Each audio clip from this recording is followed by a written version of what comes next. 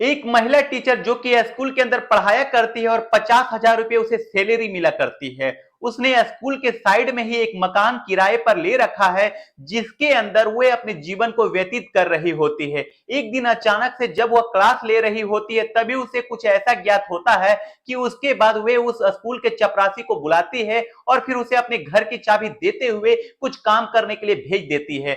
जैसे ही चपरासी महिला टीचर के घर जाता है, तो घर के अंदर की हालत देख करके एकदम से हैरान और भौचक्का सा रह जाता है, क्योंकि घर के अंदर हालत कुछ ऐसी थी जो उसे बिल्कुल भी अच्छे नहीं लग रही होती और इस बात पर वह विश्वास करना उसके लिए बड़ा ही मुश्किल होता है। कौन थी वे महिला टीचर और क्या देखा था उस चपरासी ने उसके घर पर, पूरी कहानी की सच्चाई जानने के लिए वीडियो को अंत तक जरूर देखें।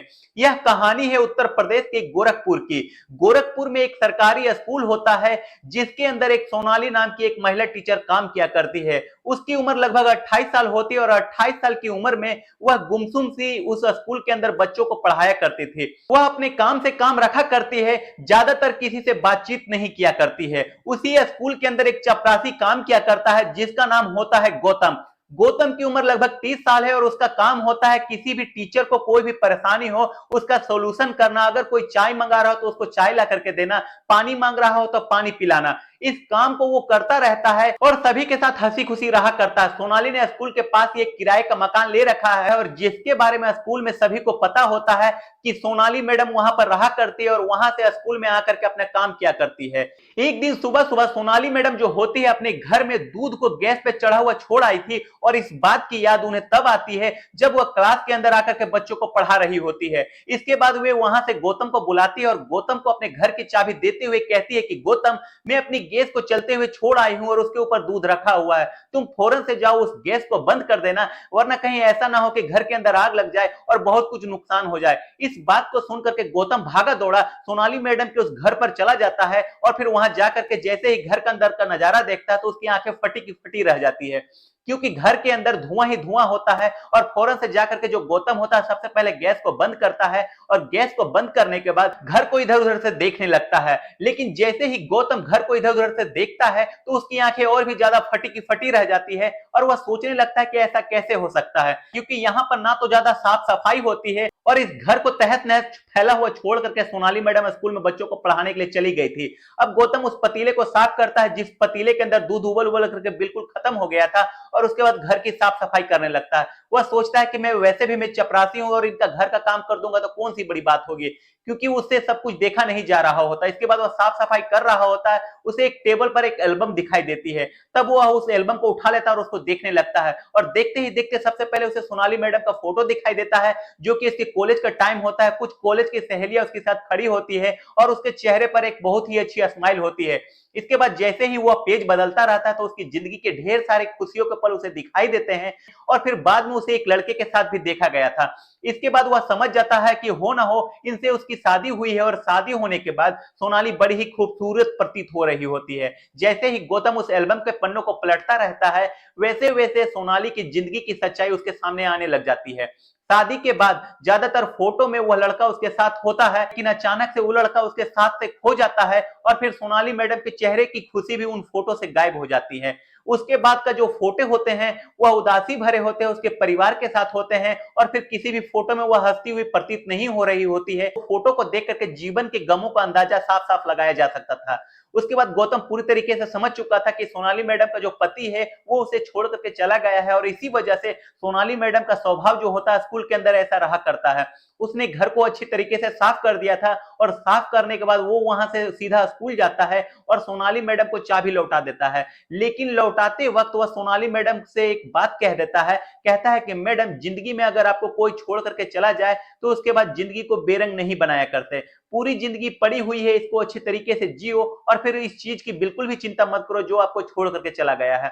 ऐसा ही कह करके गौतम वहां से चला जाता है और सोनाली मैडम भी इस बात पर फिलहाल ज्यादा गौर नहीं करती है। लेकिन बाद में बैठ करके सोनाली मैडम को यह ज्ञात होता है कि गौतम उसे बहुत गहरी बात कह करके गया है। वे आराम से स्कूल के अंदर रह करके बच्चों को पढ़ाया करती थी, वे किसी से ज्यादा कुछ मतलब नहीं रखा करती थी। इधर जो गौतम होता है उसने यह बात तो कह तो दी थी, लेकिन बार बार यह बात उसके दिमाग में आ रही होती है और वह सोच रहा होता होता है कहीं ऐसा ना हो कि मैडम को बुरा लग जाए और फिर वह मुझसे गुस्सा हो जाए। इसके बाद सोनाली मैडम जो होती है गौतम को अपने पास स्टाफ रूम में बुलाती है, जहां पर वो अकेली बैठी हुई होती है। वहां पर गौतम भी उसके पास आ जाता है। वहां पर आने के बाद सोनाली मैडम कुछ बोल पाती उससे पहले ही गौतम हाथ जोड़ करके उनके पास खड़ा हो जाता है और फिर कहता है कि मैडम मुझे माफ कर देना, मुझसे बहुत बड़ी गलती हो गई है, आगे से ऐसा कुछ नहीं होगा। तो सोनाली मैडम कहती है कि माफी क्यों मांग रहे हो, पहले यहाँ पर बैठो और फिर मुझे ये बताओ कि तुम्हें मेरे बारे में इतना कुछ कैसे पता।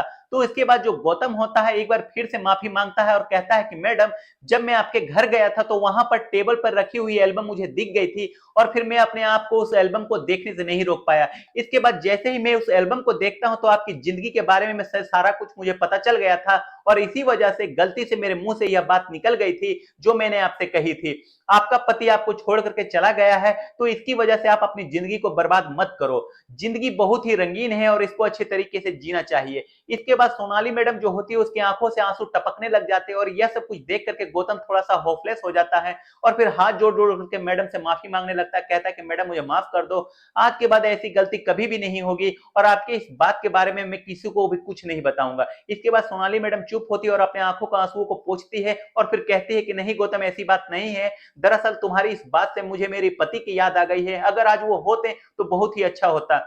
गौतम जब इस बात को सुनता है तो वह कहने लगता है कि मैडम होते क्या हुआ, क्या आपके पति आपके छोड़ करके नहीं गए हैं। तो वो कहते हैं कि छोड़ करके चले गए हैं लेकिन वो इस दुनिया से चले गए हैं, जैसा तुम सोच रहे हो वो ऐसा नहीं है, थोड़ा सा फर्क है।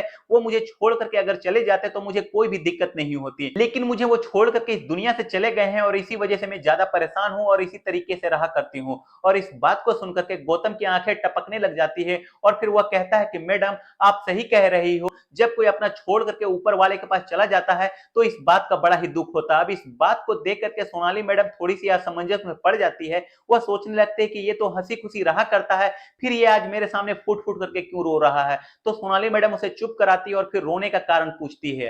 तो गौतम उन्हें बताता है कि मैडम जिस तरीके से आपकी जिंदगी है उसी तरीके से मेरी भी जिंदगी है। मेरा पूरा परिवार घूमने के लिए गया हुआ होता है लेकिन बस एक्सीडेंट में उनकी मौत हो जाती है और फिर उसके बाद मैं अकेले ही जिंदगी व्यतीत किया करता हूं। इसी वजह से जब आपके बारे में मैंने सुना तो मुझे भी रोना आ गया। इसके बाद सोनाली गौतम को चुप कराती है और कहती है कि कोई बात नहीं, अपनी जिंदगी को इसी तरीके से जियो जिस तरीके से तुम जीते हो। मैं भी बहुत ज्यादा कोशिश करती हूँ लेकिन मुझसे ये सब कुछ नहीं हो पाता है। इसके बाद गौतम जो होता है अपने आंसुओं को पोंछता है और फिर पोंछने के बाद एक छोटा सा चुटकुला जो होता है मैडम सोनाली को सुना देता है। जैसे ही सोनाली उस चुटकुले को सुनती है तो एकदम से उसकी हंसी छूट जाती है और गमगीन माहौल एकदम से खुशनुमा पलों में तब्दील हो जाता है। वह उस चुटकुले को सुन करके मैडम को अपने पति की याद आ जाती है। वो भी इसी तरीके से उसे चुटकुले सुनाया करता था जब भी वो उदास हुआ करती थी। इसके बाद गौतम अपने काम धंधे में लग जाता है और फिर सोनाली अपने काम धंधे में लग जाती है। बार बार गौतम का चुटकुला सुनाते हुए चेहरा उसके सामने आया करता और फिर उसको सोच करके वो मन ही मन बड़ी प्रसन्न हुआ करती है और कहीं ना कहीं वह उससे प्यार कर बैठी थी। इसके बाद जो होता है सोनाली गौतम के बारे में पता निकालने लगती है और फिर धीरे धीरे उसे पता चलता है कि गौतम जो कुछ भी कह रहा था वो बिल्कुल सत्य है। और इसके बाद धीरे धीरे सोनाली जो होती है गौतम की तरफ अट्रैक्ट होती चली जाती है और इधर गौतम भी सोनाली की तरफ अट्रैक्ट होने लगता है। वह स्कूल के अंदर घंटों ही बैठ करके बातें किया करते और बातों के दौरान असलियत में वो दोनों खुश रहा करते। अब इसके बाद एक दिन अचानक से जो सोनाली होती है वह गौतम से अपने प्यार का इजहार कर बैठती है। कहती है कि गौतम आज मैं तुमसे कुछ कहना चाहती हूँ। तो गौतम भी उसकी बातों को बड़े ही गौर से सुनने लगता है और सोनाली झट से अपने प्यार का इजहार कर बैठती है और कहती है कि गौतम जब से तुमने मुझसे बात करना स्टार्ट किया है मेरी जिंदगी बड़ी ही रंगीन हो गई है और मुझे लगता है कि हम दोनों जिंदगी भर इसी तरीके से साथ रहने चाहिए। तो मैं चाहती हूं कि मैं तुमसे शादी कर लूं और फिर शादी के बाद हम दोनों पति पत्नी के साथ एक तरीके से रहेंगे। इस बात को सुनकर के जो गौतम होता है वह एकदम से सोच विचार में पड़ जाता है। कहता है कि मैडम आप एक बहुत अच्छी ही टीचर हो, मैं एक मामूली सा चपरासी हूं, अगर हम दोनों शादी करेंगे तो लोग तरह तरह की बातें हमारे बारे में उड़ाएंगे। लेकिन जो सोनाली होती है वह उसे साफ साफ कह देती है कि दुनिया से मुझे कोई लेना देना नहीं है, तुम ये बताओ कि तुम मुझे पसंद किया करते हो या नहीं करते हो। तब गौतम भी सोनाली मैडम को कहीं ना कहीं पसंद किया करता था तो उसके बाद वह भी शादी के लिए हामी भर देता है। अब यह बात जैसे ही स्कूल के अंदर फैलती है कि सोनाली और गौतम एक दूसरे के साथ शादी करना चाहते हैं, तो लोग उनके बारे में तरह तरह की बातें बनाने लगते हैं। लेकिन एक दिन जो सोनाली होती है वह स्कूल की मीटिंग के दौरान सभी टीचरों को अपने और गौतम की कहानी बता देती है और फिर कहती है कि हम दोनों एक दूसरे से शादी करना चाहते हैं ताकि हम जीवन भर एक दूसरे के साथ खुश रह सकें। इस बात को सुनकर के जो स्कूल के टीचर होते हैं ज्यादातर उनको सपोर्ट किया करते हैं और कहते हैं कि ये तो बड़ी ही अच्छी बात है। इसके बाद सोनाली अपने माता पिता के पास फोन करती है और फिर फोन करने के बाद उन्हें गौतम के बारे में बता देती है। घर वाले जो होते हैं पूरी बात को समझते हैं और समझने के बाद अपनी बेटी के फैसले की सराहना करते हैं और कहते हैं कि बेटी ये तो बड़ी ही अच्छी बात है, अगर तू दूसरी शादी कर लेती है तो बहुत ही अच्छा होगा।